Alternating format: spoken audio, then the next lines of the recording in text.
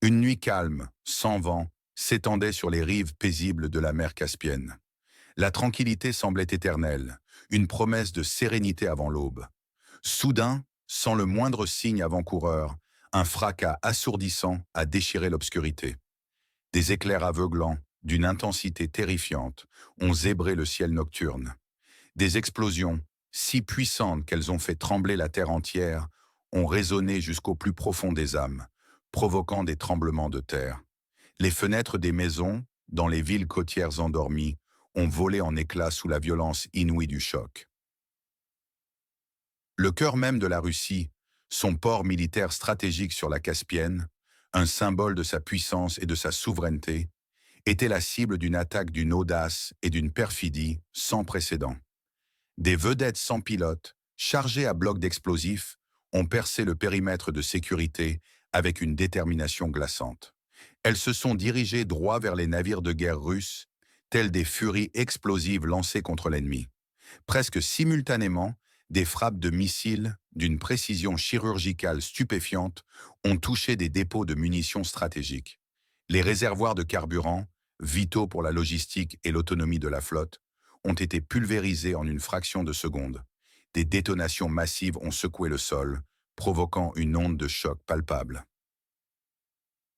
Des incendies incontrôlables, des flammes infernales, se sont déclarés, illuminant la mer sombre d'une lueur sinistre. Des nuages épais de fumée, porteurs d'une odeur de destruction, s'élevaient au-dessus de l'eau, masquant l'horizon autrefois clair. Le son terrifiant des sirènes d'alarme s'est répandu dans toute la ville portuaire, annonçant l'horreur. En quelques minutes à peine, la région entière a été plongée dans un chaos absolu, un véritable enfer sur terre, où la peur régnait en maître. Le matin suivant, à l'aube blafarde et incertaine, le couperet est tombé. La Russie a confirmé l'ampleur effroyable des dégâts et des pertes. Plusieurs navires de guerre, des joyaux de la flotte, ont été détruits. Parmi eux, une frégate équipée de systèmes d'armement modernes, une pièce maîtresse. De la marine russe a été irrémédiablement perdue. Des dizaines de militaires russes sont morts ou portés disparus, victimes innocentes et courageuses de cette agression lâche et barbare. L'infrastructure portuaire stratégique a subi des dommages considérables, mettant en péril toute une région et sa sécurité. C'est un coup sans précédent, un choc retentissant qui a secoué la Russie jusqu'à ses fondations les plus profondes. Un affront direct à son honneur, à sa puissance. Comment une telle agression, d'une telle sophistication et d'une telle précision a-t-elle pu se produire? Qui se cache derrière cet acte odieux, cette attaque sournoise? L'impact est colossal, un véritable séisme géopolitique. L'heure de la vérité a sonné. Écrivez-nous d'où vous nous regardez, cela nous aide à mieux comprendre votre perspective unique sur cet événement mondial et ses répercussions. La Russie, victime initiale de cette attaque dévastatrice et inattendue, a réagi avec une détermination implacable et une colère légitime. Au Kremlin, l'atmosphère est d'une tension palpable. Le président écoute, impassible, les rapports détaillés sur l'étendue des dégâts, les visages des commandants graves. Le ministère de la Défense, les hauts commandants militaires et les services spéciaux ont été immédiatement mobilisés en état d'alerte maximale. Des forces patriotiques russes exigent une réponse forte, une riposte impitoyable à cet affront inacceptable. L'armée russe renforce déjà sa présence en Caspienne et dans la région du Caucase. Elle se prépare activement à une riposte massive, écrasante pour rétablir l'ordre. La Russie ne peut se permettre aucune faiblesse, aucune hésitation face à une telle provocation. L'Azerbaïdjan est désigné par la Russie comme l'agresseur direct. Le gouvernement de Bakou est resté officiellement silencieux juste après l'attaque. Un silence lourd de sens, un silence qui a alimenté toutes les spéculations. Ce silence lui-même n'est-il pas un signe de culpabilité? Par la suite, Bakou a nié toute intention de guerre, tout en affirmant, avec force, sa souveraineté sur la région. Mais le mal est fait. En réponse à la tension croissante, Bakou a initié une mobilisation partielle de ses réservistes, une mesure de précaution significative. La sécurité de ces sites stratégiques a été drastiquement renforcée. C'est une préparation palpable à la confrontation. Une région entière retient son souffle. La Turquie se dresse comme le principal soutien de l'Azerbaïdjan. Ankara a exprimé une solidarité totale et inconditionnelle envers Bakou. Le président turc a été très clair. Sa déclaration résonne comme une menace directe à toute riposte russe. Toute agression contre Bakou serait perçue comme un défi à toute la nation turque. Cela laisse présager une intervention militaire turque directe. Surtout en cas de riposte russe, une confrontation directe. Le risque d'embrasement régional et même global est désormais imminent. L'Arménie, allié historique et indéfectible de la Russie, a exprimé son soutien inconditionnel à Moscou. Elle a proposé l'utilisation de ses bases militaires pour le déploiement de systèmes de défense aérienne russe et pour l'aviation russe, renforçant le flanc de la Russie. Le front se dessine, les alliances se solidifient dans cette nouvelle crise. Les diplomates occidentaux sont restés prudents en public, mesurant chaque mot. Pourtant, en coulisses, ils sont perçus comme cherchant à tirer profit de cette situation explosive. Tirer profit de l'affaiblissement de la Russie. L'Organisation des Nations Unies, l'ONU, et l'Organisation pour la sécurité et la coopération en Europe, l'OSCE, ont exprimé une profonde préoccupation face à cette escalade alarmante. Elles ont appelé au dialogue. Pourtant, leurs sessions officielles ont mis en lumière une division internationale profonde et irréconciliable. Aucun plan unifié n'a émergé pour la résolution de cette crise qui enfle. Dangereusement, les médias internationaux, ainsi que de nombreux experts en géopolitique, ont relayé l'information avec un sensationnalisme évident. Ils parlent déjà d'un nouveau front dans la confrontation globale, d'un changement d'équilibre géopolitique majeur. C'est un bouleversement, un coup dur dont les répercussions se feront sentir à l'échelle mondiale. Mais qu'en est-il des informations de coulisses, des chuchottis des initiés? Des rumeurs persistantes circulent avec insistance. Des experts militaires russes sont catégoriques. L'Azerbaïdjan n'aurait jamais pu mener une opération d'une telle complexité et précision seul. La version la plus répandue dans les cercles militaires russes est troublante et suggère une manipulation. L'Azerbaïdjan n'aurait été qu'un simple exécutant. Un territoire et des ressources auraient été fournis, mais une troisième force, mystérieuse et puissante, aurait été le véritable cerveau derrière cette attaque méticuleusement planifiée. Qui est donc cette force cachée, cet instigateur tapi dans l'ombre? La théorie la plus prégnante pointe directement les États-Unis et leurs alliés de l'OTAN. L'attaque aurait été orchestrée par eux, dans les moindres détails. L'objectif avoué? Piéger la Russie dans un nouveau conflit militaire coûteux et épuisant au Caucase. L'affaiblir considérablement, tant militairement qu'économiquement. Détourner ses forces et son attention d'autres fronts cruciaux, comme celui de la nation voisine à la Russie, ce pays post-soviétique. Cette version est amplifiée par l'idée, non confirmée mais largement diffusée, que des diplomates occidentaux discutaient des avantages potentiels d'un affaiblissement de la Russie, en coulisses. Ces analyses d'initiés, si elles se révèlent vraies, sont glaçantes et révèlent un cynisme effrayant. Il ne s'agirait donc pas d'un simple incident, mais d'une stratégie calculée, une véritable provocation. Une grande partie géopolitique se déroulerait-elle au Caucase? Une partie où l'Azerbaïdjan ne serait qu'un pion dans un jeu bien plus grand? La Russie, elle, serait la cible ultime de cette machination.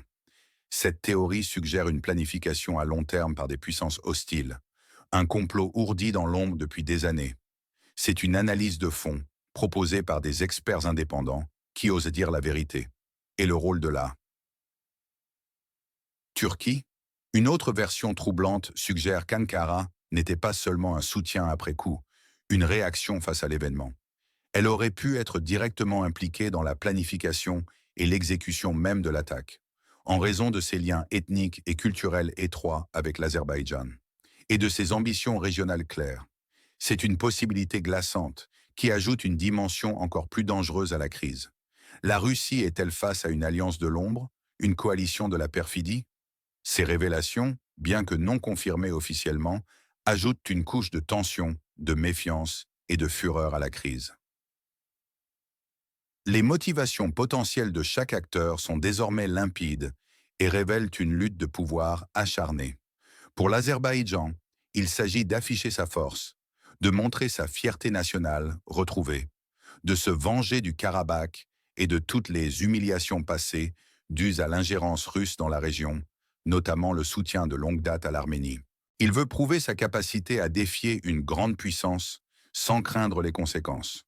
Pour la Russie, il est vital de restaurer son prestige militaire et son autorité qui ont été gravement affectés par cette attaque inattendue. Démontrer sa détermination implacable à punir les agresseurs et à protéger ses intérêts vitaux, quels qu'en soient les coûts. Éviter toute perception de faiblesse qui pourrait encourager de futures agressions. Pour l'organisation du traité de l'Atlantique Nord et les États-Unis, l'objectif est d'affaiblir militairement et économiquement la Russie, la forcer à s'engager dans un conflit coûteux au Caucase, un bourbier qui la détournerait ainsi de ses ressources et de son attention d'autres régions stratégiques, notamment le conflit dans la zone de tension européenne, créer un chaos et une instabilité permanente à ses frontières. Pour la Turquie, renforcer son influence régionale, son rôle de protecteur des nations turcophones et étendre sa sphère d'influence. Démontrer sa capacité à s'opposer directement à la Russie et à se positionner comme une puissance dominante au Caucase et même en Asie centrale. Chacun tire profit du chaos, chacun a ses propres cartes à jouer. Vous voulez la vérité, sans filtre, sans propagande? Abonnez-vous à notre chaîne pour ne jamais manquer une analyse honnête et approfondie.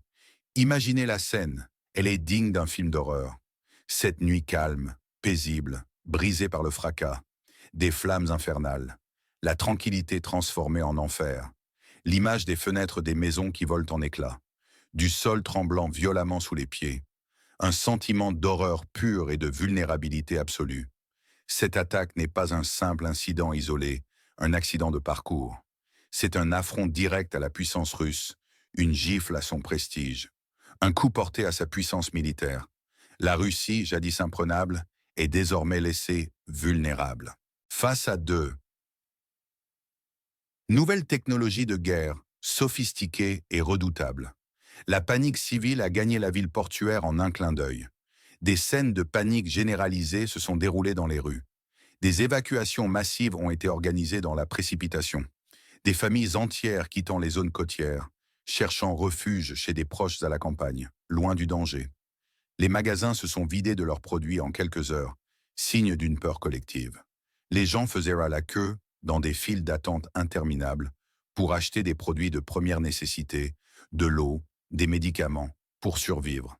Le chaos et l'incertitude règnent en maître, le futur est incertain. À Bakou, la capitale de l'Azerbaïdjan, des colonnes de véhicules militaires se dirigeaient vers les casernes, prêtes au combat. Des patrouilles armées protégèrent les objets stratégiques, craignant d'autres attaques. Le silence suspect de Bakou, l'absence de déclaration officielle azerbaïdjanaise juste après l'attaque, a alimenté toutes les peurs et les suspicions. Cela suggère une culpabilité, une dissimulation. La menace d'embrasement est palpable, elle pèse lourdement sur la région. La possibilité d'une nouvelle grande guerre plane, un conflit à l'échelle régionale, mais aux répercussions mondiales. Impliquant la Turquie et potentiellement l'OTAN, cela signifierait un conflit aux dimensions planétaires. Avec des conséquences catastrophiques pour l'économie mondiale, c'est une menace globale et imminente. La Russie ne peut ignorer cela. Que pensez-vous de cette montée en tension? Laissez votre opinion honnête en commentaire. Les risques sont multiples et chacun est d'une gravité extrême. Sur le plan militaire, le risque d'escalade est énorme, vers un conflit régional de grande envergure, impliquant la Russie, l'Azerbaïdjan et la Turquie. Le potentiel de confrontation directe avec l'OTAN est terrifiant, une guerre mondiale en devenir. Si la Turquie est entraînée, cela transformerait une crise régionale en un conflit mondial à part entière. La Russie subirait des pertes de capacités navales stratégiques irréparables. Sa sécurité régionale serait gravement compromise. Politiquement, une pression interne massive s'exerce sur le gouvernement russe pour une réponse impitoyable et rapide. Cela menace la stabilité politique interne si le Kremlin est perçu comme faible ou hésitant. La communauté internationale est profondément divisée, les lignes de fracture sont nettes. L'Arménie soutient la Russie, La Turquie, l'Azerbaïdjan. Un isolement diplomatique potentiel de la Russie face à l'Occident plane. Économiquement, une augmentation catastrophique des prix du pétrole et du gaz sur les marchés mondiaux est déjà visible. Une déstabilisation de l'économie globale est à craindre. Une fuite massive des capitaux est déjà en cours. Une dépréciation des monnaies, le rouble et le manat, aggrave la situation. La situation économique des pays concernés s'aggraverait encore plus, entraînant des privations. Il y a un risque sérieux de paralysie des approvisionnements énergétiques de toute la région. Socialement, panique et exode des populations dans les zones frontalières ou côtières. Des pénuries alimentaires et de carburant se font déjà sentir. Une hausse de la tension sociale et de l'anxiété publique est palpable. Tout cela pourrait mener à des manifestations, à des troubles civils généralisés. L'instabilité est à nos portes, menaçant la vie quotidienne de millions de personnes.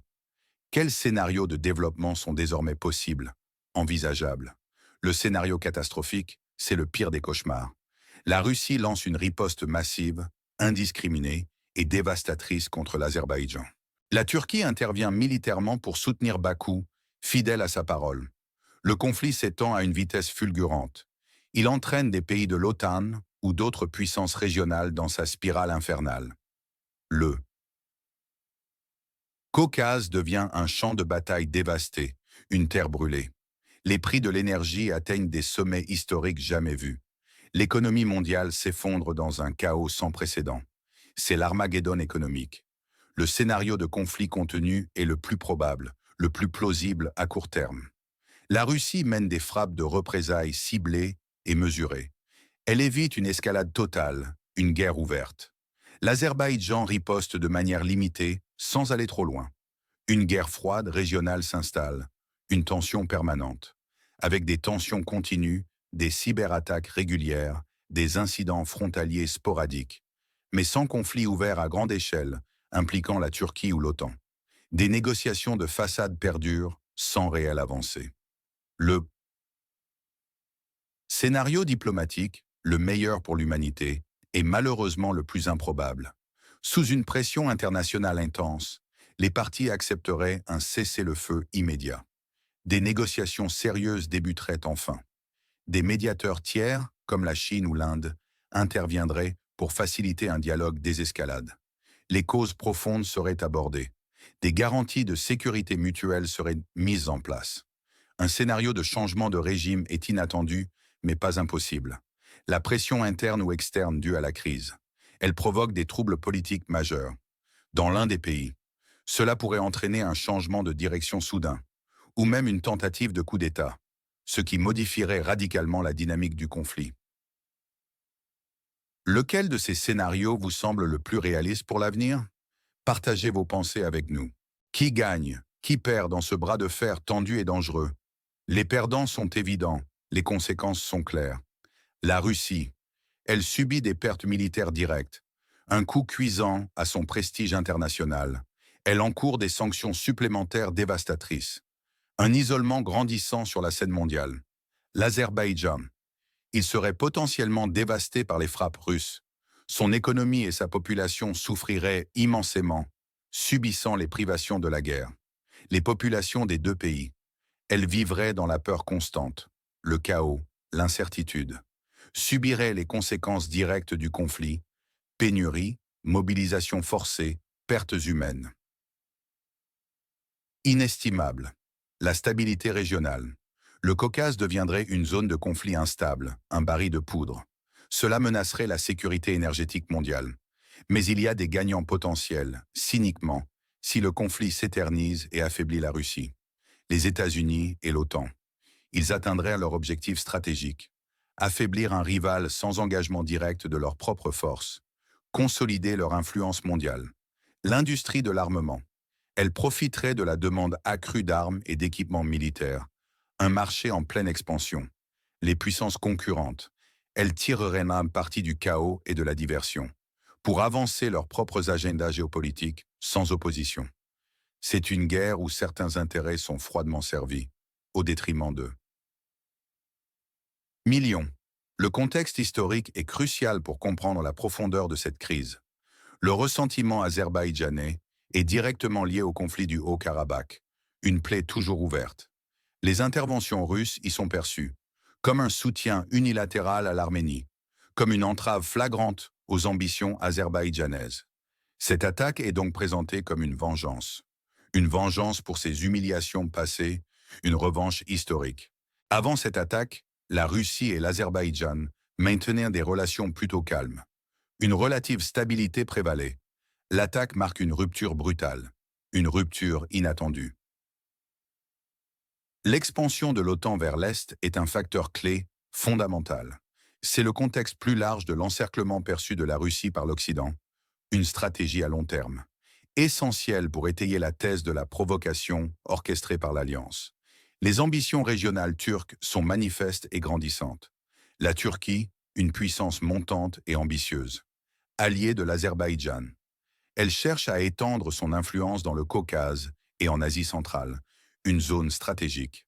Cela la met en confrontation indirecte mais constante avec les intérêts russes. Les opérations militaires russes dans la région. Elles ont été une source de tension latente avec l'Azerbaïdjan. Le soutien de la Russie à l'Arménie est constamment un point de friction majeur. L'Azerbaïdjan a considérablement renforcé ses capacités militaires avec le soutien de la Turquie, ce qui l'aurait rendu plus audacieux dans ses actions, plus confiant dans sa force. Cet événement s'inscrit dans une tendance mondiale préoccupante. Les guerres par procuration, où les grandes puissances s'affrontent de par pays interposés.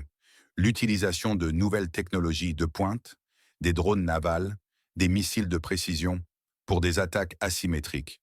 Il reflète la reconfiguration géopolitique du Caucase, une région stratégique, pour l'énergie, pour les corridors de transport vitaux.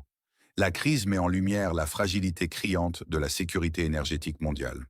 La dépendance aux approvisionnements provenant de régions volatiles. Cet incident est une continuation. Une continuation directe de la guerre froide entre les grandes puissances, pour l'influence, pour le contrôle des ressources. La douleur des familles est immense. Des dizaines de nos braves soldats ont péri, dans cette attaque lâche et perfide. Un coup inacceptable, un affront, porté à notre marine.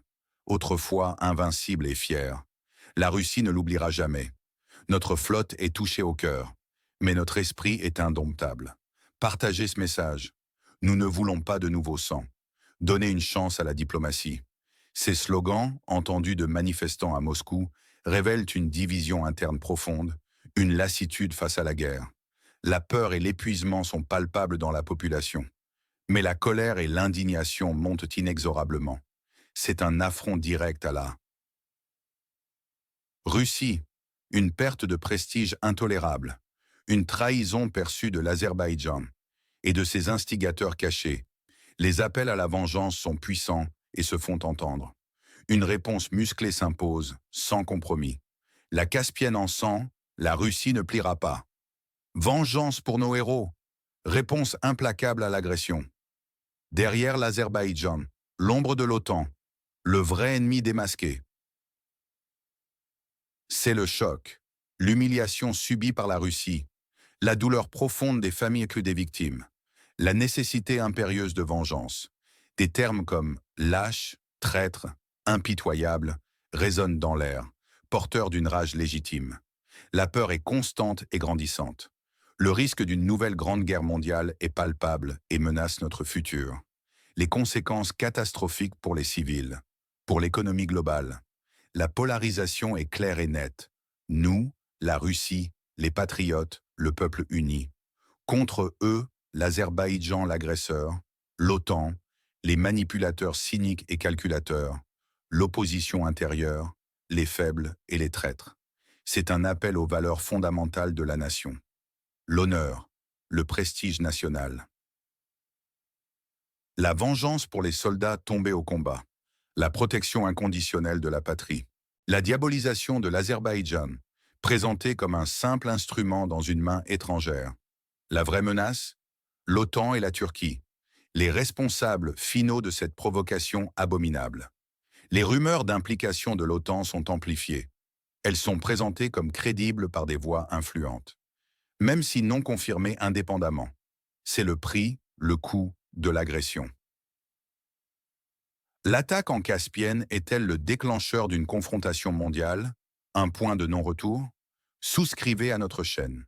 Nous sommes la source la plus honnête, indépendante, partageant les faits et la vérité, car nous ne prenons pas d'argent des propagandistes pour notre travail. Notre existence dépend uniquement de vos vues et de votre soutien. Ne manquez aucune mise à jour. Cliquez sur la cloche et laissez votre avis ci-dessous.